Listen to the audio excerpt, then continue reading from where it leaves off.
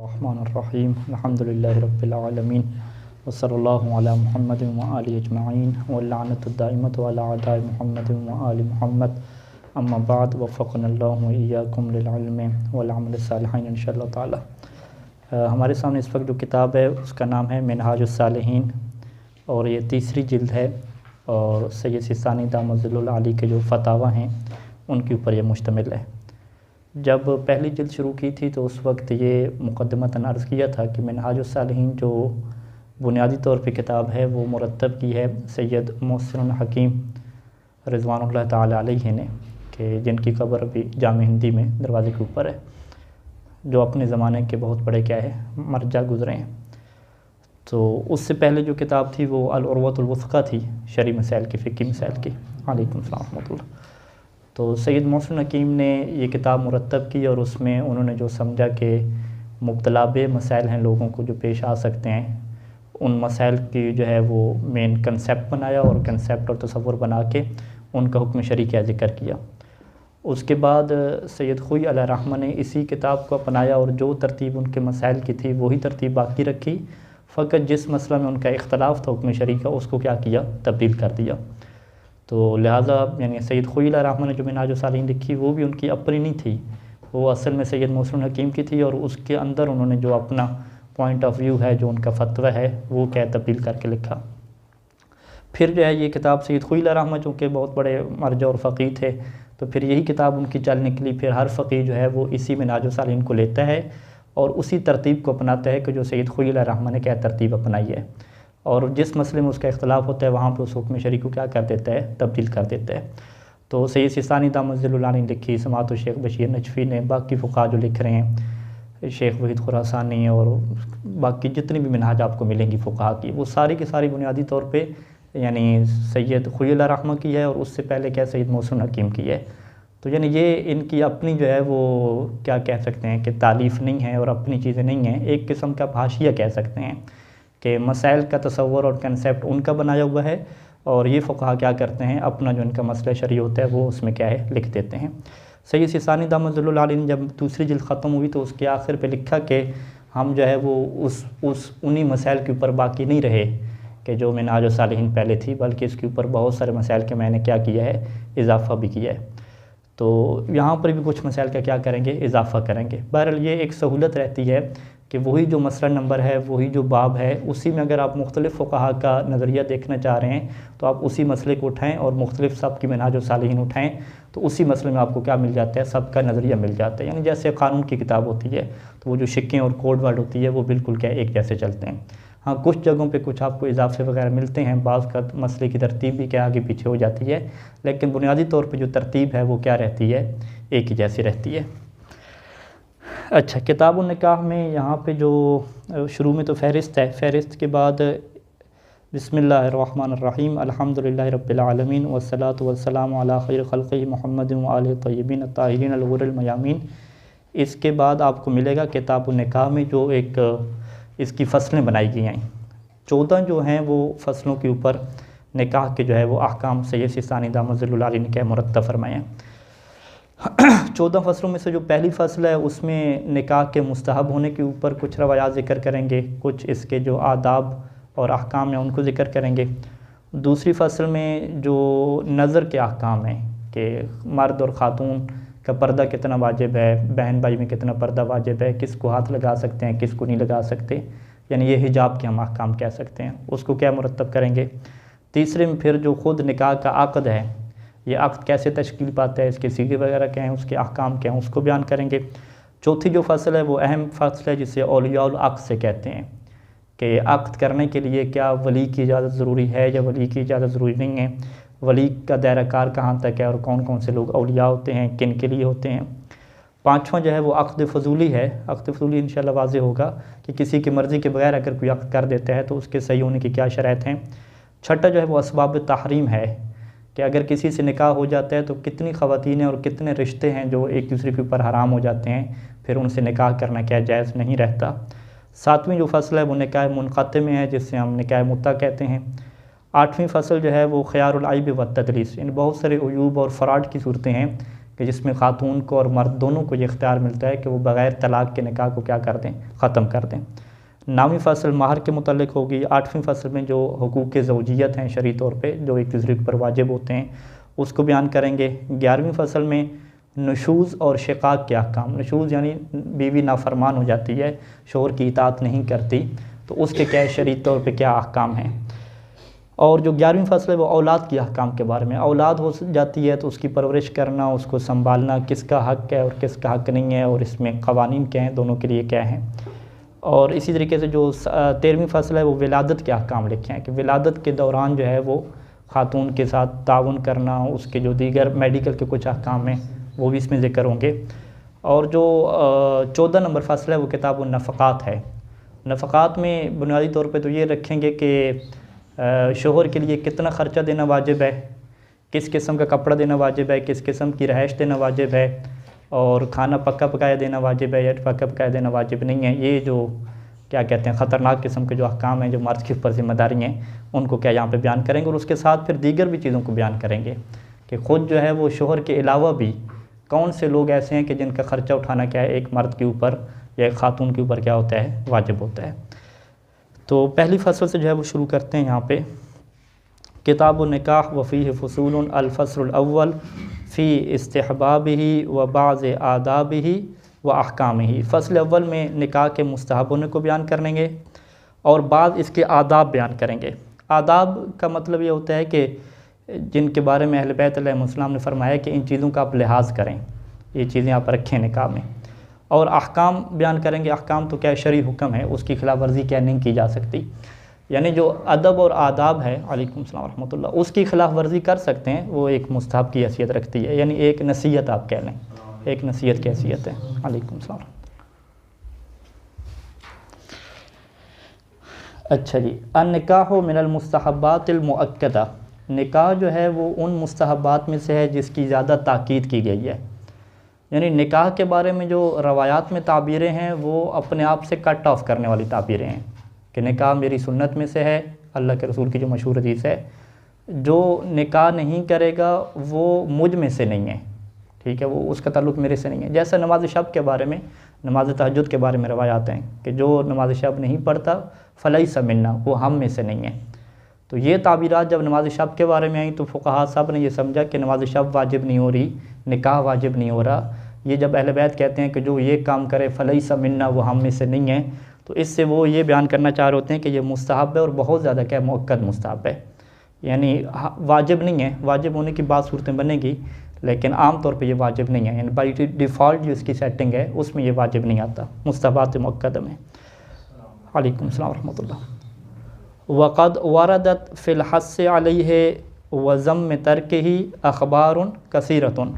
वरदत अख़बारुन कसीरतुन, बहुत ज़्यादा रवायात वारिद हुई हैं कि फ़िल हस्स अलैहि के जिसमें निकाह के ऊपर उबारा गया है, व ज़म्म तर्किही और मज़म्मत की गई है निकाह को तर्क करने की। ये जो है वो बहुत ज़्यादा रवायात हैं।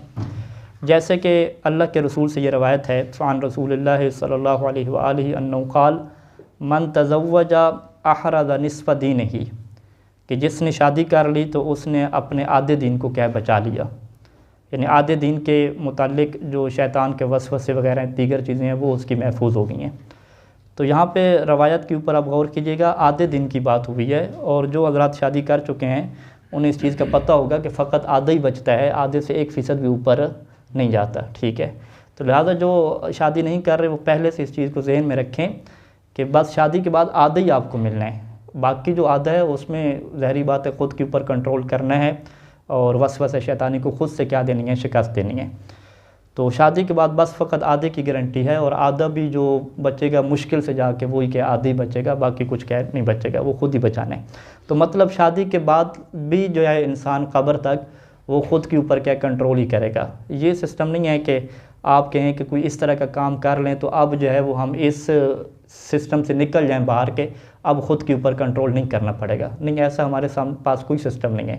वो सूफिया लोगों ने जो है कोई सिस्टम इस तरह के बनाए कि इंसान इतनी जो है वो तमरीन करे, रियाजत करे, फिर एक ऐसा मकाम आएगा कि उससे ख़ुद से नहीं लड़ना पड़ेगा, जबकि ऐसा नहीं है। हमारे पास जो जिहाद अकबर का कंसेप्ट है कि अपने नफ्स से लड़ना है कब्र तक, ये कब्र तक जंग जारी रहती है, हत्ता कि बिस्तर मौत पे भी क्या ये जंग क्या जारी रहती है। तो इसी वजह से ये कब्र तक जो है वो शैतान से और नफ्स से जंग रहनी है, चाहे एक शादी कर लें, 2 कर लें, 3 कर लें, जितनी कर लें, ये फ़कत आधे की गारंटी कहीं पे मिलेगी। आधे से ज़्यादा जो 50% है वो तो फिर इंसान के अपने हाथ में है सारे के सारा। वो फिर जो आधा है वो भी ख़त्म हो जाएगा 2-3 से, फिर वाजिबात और ज़्यादा आ जाते हैं। ठीक है। वानहु सल्लल्लाहु अलैहि वसल्लम, ये भी अल्लाह के रसूल से रवायत है कि मस्तफ़ाद इमराउन मुस्लिमुन फ़ाइदतन बादल इस्लाम, इस्लाम बहुत बड़ी नेमत है एक मुसलमान के लिए, किसी भी इंसान के लिए। जब वो इस्लाम कबूल करता है तो हम कहते हैं कि उसकी ज़िंदगी में जो सबसे बड़ी नेमत जो उसे नसीब हुई है वो इस्लाम है, कि ये अपने अल्लाह तक पहुँच गया, रसूल और अहले बैत तक पहुँच गया। तो अल्लाह के रसूल ने फरमाया कि एक मुसलमान को जो सबसे जो बड़ा फ़ायदा मिलता है वो इस्लाम ही है। ठीक है। इस्लाम के बाद अगर देखा जाए कि इस्लाम के बाद इसको कौन सी बड़ी नेमत मिली है, कहते हैं कि मस्तफ़ाद इमरान मुस्लिमुन फ़ाइदतन बादल इस्लाम में अफजल मिन ज़ौजतिन मुस्लिमतिन, इस्लाम के बाद जो सबसे बड़ा फ़ायदा है अल्लाह के रसूल की निगाह में वो बीवी की शक्ल में है। कौन सी बीवी? जो मुसलमान हो और उसकी सिफत क्या हो कि तसर्रुहु इज़ा नज़र इलैहा, कि वो खुश कर देती हो शोहर को, इज़ा नज़र इलैहा, जब शोहर उसकी तरफ देखता हो। ठीक है। यानी शोहर उसकी तरफ देखे तो ऐसा नहीं है कि वो कहे कि बस ये चली जाए मैं के अब जो है वो मैं इसके बगैर ही खुश हूँ, नहीं, उसकी सिफत ये होनी चाहिए कि शोहर उसकी तरफ निगाह करे तो शोहर को क्या है, खुशी हो। व तुतीउहु इज़ा अमरहा, और शोहर जब उसे हुक्म दे तो वो उसकी क्या करे, इताअत करे। और यहाँ इताअत से मुराद वो ख़ास इताअत है जो क्या है हुकूक़ इज़्दिवाज को क्या है पूरा करना है। और व तहफ़िज़ुहु इज़ा गाब अन्हा, वो बीवी शोहर की हिफाजत करे। इज़ा गाब अन्हा, जब शोहर उससे गायब हो, शोहर कहीं पे चला जाए तो वो क्या करे जी, शोहर की हिफाजत करे। शोहर की हिफाजत कैसे करे? फ़ी नफ्सिहा व मालिही, एक तो वो ख़ुद को महफूज बना के रखे, ख़ुद के दामन को पाक रखे, तो ये भी शोहर की हिफाजत है। व मालिही, और जो शोहर का माल है उसकी भी क्या करे, हिफाजत करे। तो यानी जिस मुसलमान बीवी के अंदर ये 3 सिफ़ात होंगी कि शोहर को जब शोहर उसकी तरफ देखे तो शोहर को खुशी नसीब हो, और शोहर उसे जब भी कोई कहे काम इताअत वाला तो वो उसकी इताअत करे, और शोहर जब उससे गायब हो तो शोहर को पे टेंशन ना हो कि उसका जो माल है, जो खातून ख़ुद है, वो उसकी क्या करे, हिफाजत करे। तो ये एक ऐसी नेमत है कि जो इस्लाम के बाद जो है वो अल्लाह के रसूल ने फरमाया कि सबसे बड़ी और अफसल तरीन क्या है, इंसान के लिए नेमत है। वान सादिक अलैहिस्सलाम, और इमाम सादिक अलैहिस्सलाम से ये रवायत है कि अन्नहु क़ाल रकातान युसल्लीहल मुतज़व्विज, कि शादीशुदा जो 2 रकत नमाज की पढ़ता है, अफजल मिन 70 रकातन, वो उन 70 रकात से भी अफजल है कि युसल्लीहा आज़ब, के जो गैर शादीशुदा क्या है, पढ़ता है। और इसी तरह की रवायात क्या हैं, फ़क़ीह और आलिम के मुतल्लिक़ हैं कि फ़क़ीह की जो नमाज का 2 रकत का सवाब है वो और क्या बढ़ जाता है। तो एक इंसान फ़क़ीह भी हो, शादीशुदा भी हो, तो फिर ये सारा क्या है, सवाब उसका बढ़ता रहेगा। जितना यानी इल्म बढ़ता रहेगा उतना रवायात में है कि उसके अमल का सवाब भी क्या है, बढ़ता रहेगा। इला गैर ज़ालिक मिनल अख़बार, गुनाह से भी बचे या फ़कत ये निकाह कर ले इतना सवाब मिलेगा उसको? नहीं, वो जो सवाब मिलना होता है ना किसी भी अमल पे, उसकी शराइत बाकी भी रहती हैं। ठीक है। उनकी बाकी शराइत में से मसलन कुरान मजीद की एक शर्त क्या है, मुत्तक़ीन है, कि कुरान ने वाज़े क्या है कि इन्नमा यतक़ब्बलुल्लाहु मिनल मुत्तक़ीन, कि अल्लाह फ़कत साहिबान तक़वा के अमाल कबूल करता है। तो एक बंदा तक़वा इख्तियार ही नहीं करता, करप्शन कर रहा है, गुनाह कर रहा है, वो जितनी नमाज़ें पढ़ता रहे, जितने रोज़े रखता रहे, वो उसके दर्जा कबूलियत को नहीं पहुँचते। हाँ, जितनी शादियाँ भी करता रहे, वो कि मैं शादियाँ कर रहा हूँ, शादियाँ कर रहा है, वो गुनाह भी कर रहा है, हुकूक उनके पूरे नहीं कर रहा। तो ये यानी ये अहले बैत के कलाम में ऐसे ना, क्योंकि एक लाइन में तो वो सारी बात पूरी नहीं बयान कर सकते ना। तो अहले बैत इसी फरमाते थे कि हमारे कलाम में आम, ख़ास, मुतलक, मुक़य्यद बहुत सारी चीज़ें होती हैं। जिस तरीके से कुरान की एक आयत या आधी आयत से आप नतीजा नहीं निकाल सकते, टोटली नतीजा एंड वाला, इसी तरीके से आप क्या है एक रवायत पढ़ के आप सारा नतीजा निकाल दें, बाकियों को छोड़ दें, ये नहीं हो सकता। इसी वजह से हमारे फ़ुक़हा ये कहते हैं कि रवायात से जो हुक्म शरई निकालना है ना, कि ये जो अभी आपने निकाला हुक्म, ये जो है वो काम किसका होना चाहिए, फ़क़ीह का होना चाहिए, कि जो फिर तमाम रवायात को देखे, एक मर्ज़ी की रवायत उठाए उससे हुक्म निकाले, ऐसा नहीं होता। बाकी शराइत रहती हैं, ज़ाहिर बात। हाँ, ज़ाहिर बात है, गुनाह हो तो तौबा की तरफ वापस है ना फ़ौरन, वो तो रहेगा, मासूम तो मुराद नहीं है ना इससे। अच्छा, ये जो है वो निकाह के जो फ़जीलत में रवायात हैं वो कुछ क्या सैयद सिस्तानी दामज़ुल आली ने क्या नक़ल फरमाई। और अगला जो मसला नंबर 1 है वो यहाँ से शुरू होता है कि यंबग़ी अन यहतम अर्रजुलु बिसिफ़ात मन युरीद अत-तज़व्वुज बिहा, कि एक मर्द के लिए ये मुनासिब है, उसे चाहिए कि वो एहतमाम करे किस चीज़ का, बेसिफ़ात मन, उस ख़ातून की सिफ़ात के बारे में बड़ी अहमियत दे और एहतमाम के साथ उन सिफ़ात को देखे कि मैं युरीद तज़व्वुज बिहा, कि जिस ख़ातून से वो क्या चाहता है, शादी करना चाहता है। यानी एक मर्द ऐसे नहीं है कि वो बस माँ बाप के ऊपर छोड़ दे कि भाई जैसे आप कहेंगे मैं शादी कर लूँगा, नहीं। रवायत के मुताबिक एक मर्द के लिए क्या है कि वो बाकायदा एहतमाम करे, किसी ख़ातून का रिश्ता है तो उसकी सिफ़ात, कौन सी सिफ़ात, वो अहले बैत अलैहिमुस्सलाम आगे ज़िक्र करेंगे कि ये सिफ़ात हैं जिसके बारे में उसे एहतमाम करना है और बाकायदा क्या है, उनको चेक करना है। फ़ला यतज़व्वजु इल्ला इम्रअतन अफ़ीफ़तन करीमतल अस्ल, बस वो शादी ना करे सवाए उस खातून से जो अफ़ीफ़ा हो, पाक दामन हो, करीमतल अस्ल, करीमुल अस्ल और करीमतल अस्ल ये अरबी का लफ्ज़ इस्तेमाल होता है शरीफ़ुन नस्ल, कि जिसकी जो नस्ल है और जो ख़ानदान है वो क्या हो, शरीफ हो। ठीक है, यानी पहली सिफ़त क्या होगी कि ख़ुद का ख़ातून का किरदार देखा कि ख़ातून क्या है, अफ़ीफ़ा पाक दामन है। दूसरा क्या देखना है कि करीमत अल अस्ल, के जिस फैमिली से और जिस ख़ानदान से ताल्लुक़ रखती है उस ख़ानदान की क्या हालात हैं, कि वो ख़ुद ख़ानदान भी नेक है, शरीफ है या शरीफ नहीं है, इसको भी देखना है। ठीक है, ये नहीं है कि ख़ातून ठीक है, नेक है, बाकी उसके जो भाई हैं वो गुंडे बदमाश हैं। ठीक है, तो इस तरह नहीं है, यानी मुकम्मल देखना है। ख़ातून ख़ुद भी जो है वो नेक हो, करीमत अल अस्ल, उसका जो ख़ानदान और नसब है वो भी क्या हो, शरीफ हो, और सालिहतन तुईनुहु अला उमूर दुनिया वल आखिरा, ऐसी नेक खातून हो कि जो मर्द की फिर ताउन करेगी मर्द के साथ, चाहे वो दुनिया के मामलात हों या आखिरत के मामलात हों, उसमें उसके साथ ताउन करेगी और ज़िंदगी के जो ऊंच नीच होंगे उनके साथ क्या है, चलने के लिए क्या होगी, तैयार होगी। यानी बाकायदा अपनी फरमाइशें लेकर नहीं बैठेगी, बल्कि एक ताउन की उसके साथ क्या होगी, हालात होंगे, यानी वो ताउन करने के लिए क्या होगी, तैयार होगी। फ़ान रसूलुल्लाह सल्लल्लाहु अलैहि व आलिहि, अल्लाह के रसूल से ये रवायत है कि अल्लाह के रसूल ये फरमाते थे कि इख्तारू लिनुतफ़िकुम फ़इन्नल ख़ाला अहदुज़ ज़जीआइन, इख्तारू लिनुतफ़िकुम, कि जब तुम शादी करना चाहो तो तुम्हारे ज़हन में ये हो कि तुम अपनी जो है वो औलाद के लिए क्या एक माँ को इख्तियार कर रहे हो। यहाँ पे नुतफ़ा की ताबीर इस्तेमाल हुई कि जो नुतफ़ा क्या है, नुतफ़ा से बच्चा बनना होता है, तुम अपने नुतफ़े के लिए क्या है, इख्तियार कर रहे हो। अच्छा, नुतफ़े के लिए इख्तियार कर रहे हो तो फिर आगे बयान किया कि फ़इन्नल ख़ाला, ख़ाल कैसे कहते हैं, मामू को। मामू क्या होगा, यानी बच्चे का मामू, यानी वो जो आपकी बीवी है उसका भाई। फ़इन्नल ख़ाला अहदुज़ ज़जीआइन, कि ये जो मियाँ बीवी दो सो रहे हैं और इनकी वजह से एक ज़िंदगी जन्म ले रही है, बच्चा जन्म ले रहा है, तो ऐसा नहीं है कि वो जो बच्चा जन्म ले रहा है वो फ़कत इन दोनों की वजह से जन्म ले रहा है और बच्चे की जो सिफ़ात होंगी वो माँ की सिफ़ात अडॉप्ट करेगा और शोहर की करेगा, ऐसा नहीं है। बल्कि जो ख़ाल है, यानी जो लड़की का भाई है, वो भी क्या इसमें शरीक होगा। अगर लड़की के भाई के अंदर कोई सिफ़ात हैं तो वो सिफ़ात भी क्या है, बच्चे में क्या होंगी, ट्रांसफ़र होंगी। तो लिहाजा जो है वो इंसान ये तो देखे कि चलें जी ख़ातून तो ठीक है, उसका जो भाई है वो क्या है, जनाब अली वो गया गुजरा है, बिल्कुल ठीक है। तो वो ये ना समझे कि मेरी अगर औलाद हो रही है तो ख़ातून बड़ी नेक है, सब कुछ है, तो वो फ़कत किसके ऊपर जाएगी, अपनी माँ के ऊपर जाएगी। नहीं, माँ के ऊपर नहीं, वो मामू के ऊपर भी जाएगी। मामू भी क्या रहेगा, पूरा का पूरा शरीक रहेगा उसमें। यानी इसी तरीके से एक और रवायत है कि जिस हदीस में आ गया कि तख़य्यरू लिनुतफ़िकुम फ़इन्नल अबनाअ यशबहुल अख़वाल, कि तुम अपने नुतफ़े के लिए इख्तियार करो, क्योंकि जो बच्चे होते हैं वो मामू के क्या होते हैं, मुशाबे होते हैं। ठीक है, यानी शक्ल सूरत के इश्तबा मुशाबत के साथ साथ जो किरदार की मुशाबत है उसमें भी क्या होता है, रोल होता है।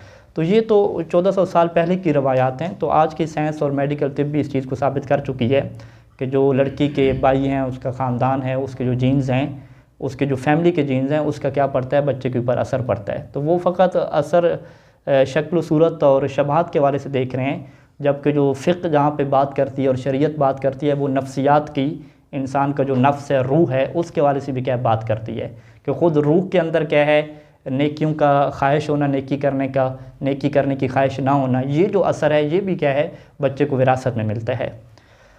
तो लिहाजा ये जो रवायात हैं ये एक किस्म की दलील हो जाएंगी करीमत अल अस्ल के लिए, कि ख़ातून का जो नस्ल है, उसका जो ख़ानदान है, उसका जो है वो शरीफ होना क्या है, कितना ज़रूरी है। अच्छा, वान सादिक अलैहिस्सलाम लिबाद सहाबिही, इमाम सादिक अलैहिस्सलाम से ये रवायत है जो आपने बाद साहब से ये रवायत की थी कि हीन काला, कि जब एक सहाबी ने आके इमाम से ये कहा कि हम तो अन अतज़व्वज, कि मौला अब मैंने हिम्मत कर ली है, मैंने इरादा कर लिया कि अब मैं क्या करूँगा, शादी करूँगा। तो इमाम ने उससे कहा कि उन्ज़ुर ऐन तज़अ नफ्सका, कि तुम इस बात की तरफ देखभाल करो कि अपने आप को कहाँ पे रख रहे हो। वमन तुशरिकहु फ़ी मालिका, और कौन सी खातून है, कौन है कि जिसे तुम शरीक कर रहे हो अपने माल में। वतुतलिअहु अला दीनिका व सिर्रिका, और वो कौन है कि जिसे तुम आगाह कर रहे हो अपने दीन के बारे में भी और अपने राज़ों के बारे में भी। वो कहते नहीं हैं कि भाई मौलाना साहब को तो सारे लोग नेक समझते हैं, बीवी वाहिद होती है उससे पता होता है कि मौलाना कितना नेक है, ठीक है। तो इसका मतलब क्या है कि जिस खातून से शादी की जा रही है, तो इमाम ने फरमाया कि वो खातून फिर तुम्हारी राजदान होगी, ठीक है। वो तुम्हारे असरार के ऊपर भी क्या होगी, आगाह होगी। अगरचे आप मोबाइल बंद करके रख दें, फिर भी क्या है वो आपके असरार को क्या है देख लेगी। तो इमाम सादिक ने फरमाया कि ये जो है वो चीज़ है कि जब तुम खातून को इख्तियार कर रहे हो, तो फिर ये नहीं है कि तुम कहो कि तुम्हारी अपनी प्राइवेसी होगी, उसकी अपनी प्राइवेसी होगी, तुम्हारे अपने राज होंगे, उसके अपने राज होंगे, ऐसा नहीं है। फिर वो तुम्हारे साथ मुकम्मल शरीक होगी। जितने तुम दीनदार हो वो भी तुम्हारे दीन में शरीक होगी, तुम जो है वो जिसकी तकलीद कर रहे हो वो भी उसी तकलीद में आएगी, सारा यानी इस तरह दीन के वाले से भी एक चलेगा, राज जो हैं उसमें भी वो शरीक हो जाएगी, बाकी सारे काम होंगे। फ़इन कुन्त लाबुद्द फ़ाइलन, अगर तुम इरादा कर चुके हो शादी करने का, फ़बिक्रन, तो ऐसी जो है वो बाकर खातून से शादी करो, तुन सब इलल खैर व इला हुस्निल खुल्क़, कि पहली सिफत उसकी क्या हो कि इलल खैर यानी इला अहलिल खैर, कि वो जो नेक लोग हैं, जो नेक ख़ानदान है, उनसे वो निस्बत रखती हो, यानी उसका जो ख़ानदान है वो नेक हो। व इला हुस्निल खुल्क़, और उसका जो अखलाक है वो क्या होना चाहिए, अच्छा होना चाहिए, ठीक है जी।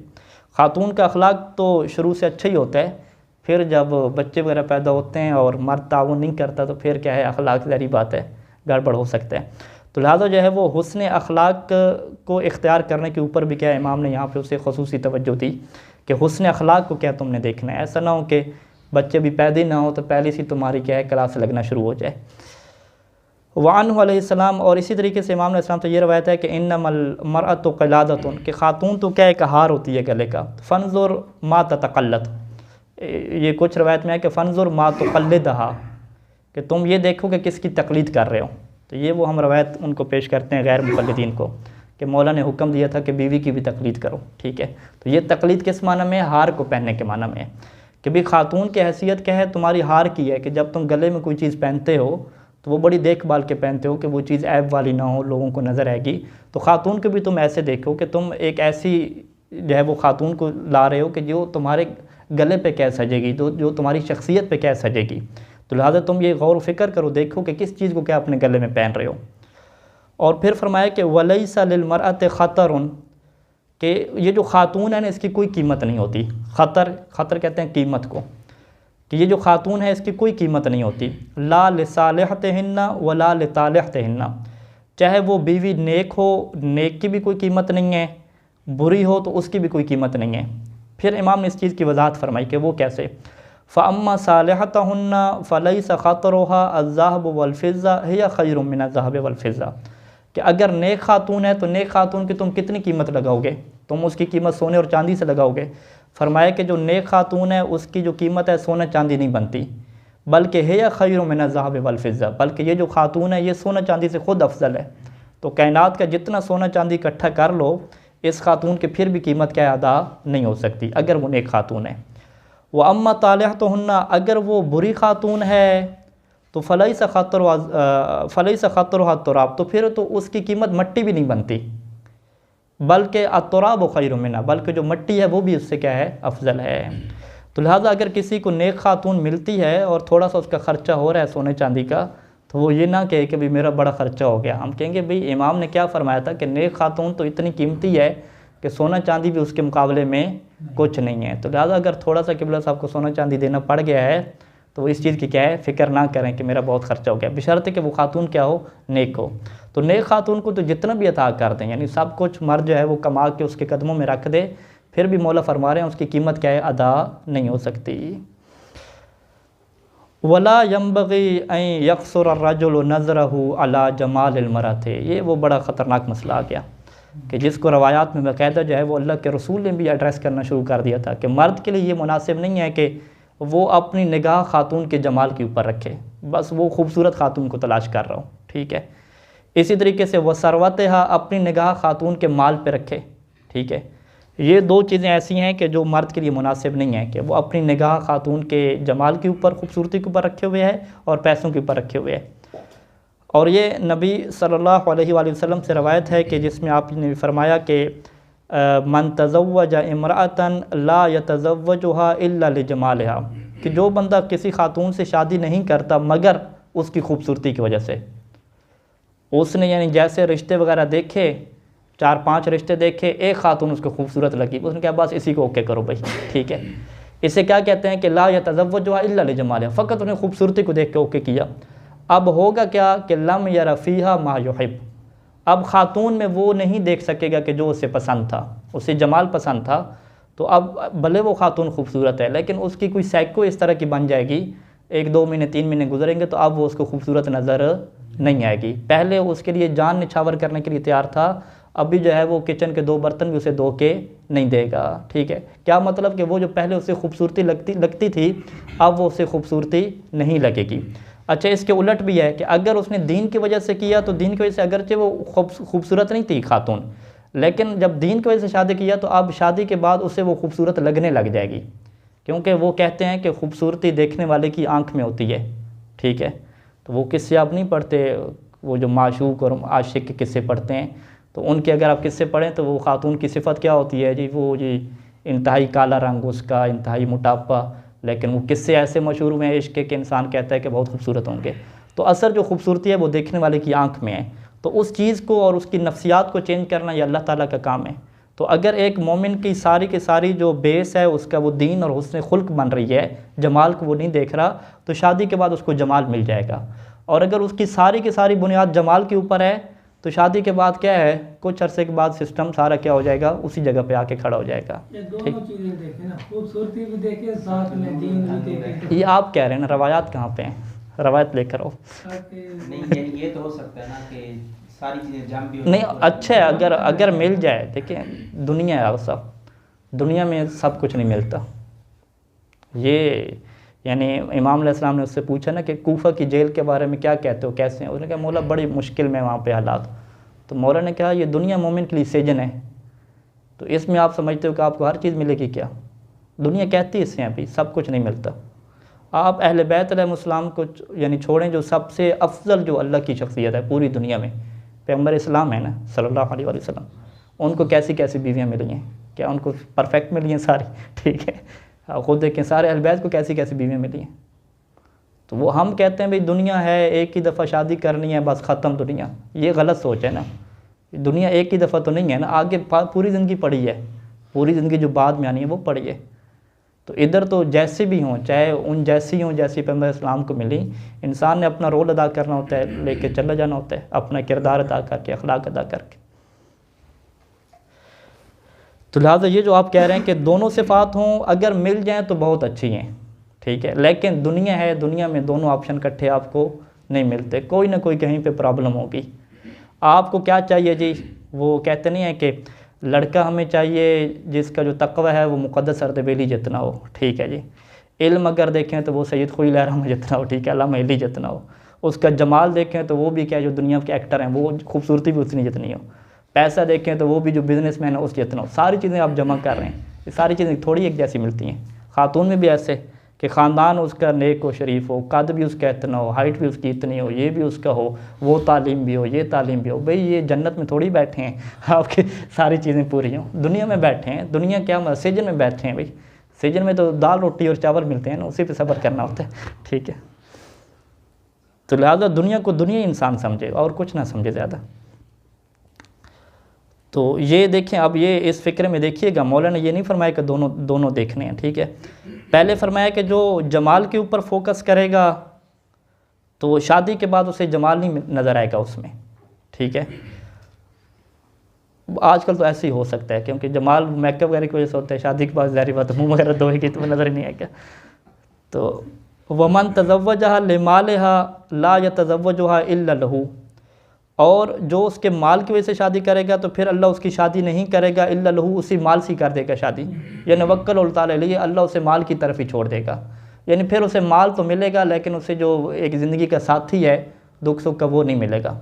माल शाल मिल जाएगा, पैसा मिल जाएगा, फिर भी क्या वो कहेगा कि अब भी क्या नहीं मिली। ठीक है। फ़अलैकुम बिज़ात दीन। जी इरफान साहब, जुमला क्या आया? तुमने उसी को लेना है कि जो दीनदार हो। ठीक है, ना जमाल को देखना है और ना माल को देखना है, सारी इकट्ठी मिल जाए तो वो जन्नत हो जाएगी। ठीक है।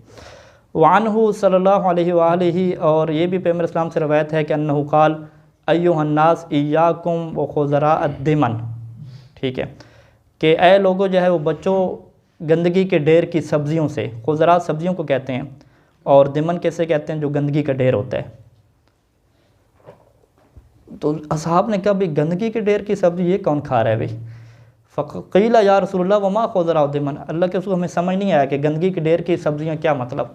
फरमाया कि अलमरअतुल हसना, खूबसूरत खातून, फ़ी मंबत सू, किस मुआशरे में रहने वाली, किस फैमिली में रहने वाली, जो बुराई की फैमिली है, जहाँ से बुराई जन्म लेती है उस बुराई में रहने वाली खूबसूरत खातून। यानी इसने क्या, फैमिली जो होती रहे, हिजाब करती है नहीं करती, पर्दा करती है नहीं करती, नमाज की पाबंद है पाबंद नहीं है, खातून तो खूबसूरत है। तो पैगंबर ने फरमाया ये ऐसी है कि जैसे आप सब्ज़ी की खूबसूरती को देखें और वो कहाँ से जमा कर रहे हैं? जो गंदगी का ढेर है। और ये रवायत में है कि यहाँ दिमन उस गंदगी के ढेर को कहते थे जहाँ पे जो इंसानों की गलाजत और जानवरों की गलाजत क्या डाली जाती थी, वो वाला ख़ास ढेर। ये वाला नहीं कि यहाँ पे शापर वगैरह डाले जाते हैं। ठीक है, वो जो ख़ास ढेर था जहाँ से बदबू आती है, बदबू आ रही है, गलाजत पड़ी हुई है, उसके अंदर से आप खूबसूरत क्या टमाटर उठा के खा रहे हैं। ठीक है, खूबसूरत, तो कहा कि नहीं ये कोई भी नहीं खाएगा। तो लिहाजा वो टमाटर की खूबसूरती के ऊपर ना देखो, साइड का माहौल भी देखो क्या चीज़ है। तो खातून की खूबसूरती को ना देखें बल्कि उसके जो है फैमिली वगैरह ये भी क्या सारी चीज़ें देखें। वसल्लल्लाहु अला मुहम्मद व आलिहि अजमाइन।